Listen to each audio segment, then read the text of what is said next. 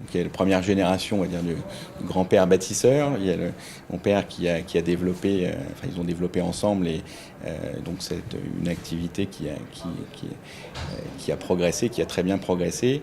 Et puis après, moi ma vision elle était différente et moi j'avais envie de recréer quelque chose de peut-être plus familial et plus à taille humaine. Et donc c'est effectivement une renaissance en fin 2012, donc ce qui nous a permis de créer une nouvelle aventure et de repartir donc à une dizaine de personnes dans ces bureaux ici, dans la société Pinga Architectes et Ingénieurs.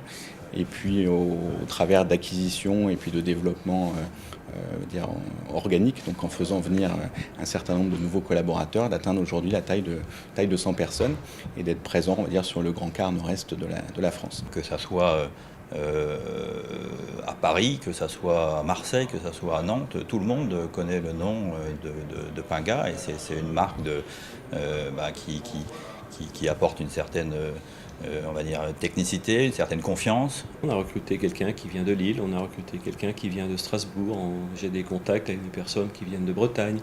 Voilà, donc c'est quand même valorisant pour Reims. Moi je suis attaché quand même à créer justement de l'activité sur Reims et d'attirer des personnes sur Reims, qui plus est avec en général de bons niveaux, donc avec des revenus importants qui participent au développement de la région. Il était pour moi essentiel de repartir des bases, des fondations je dirais de la famille, et de repartir effectivement de Reims, et notamment dans le domaine pour lequel on avait été, on était l'ingénierie agroalimentaire, enfin la première ingénierie agroalimentaire française, donc de repartir de Reims avec nos clients historiques.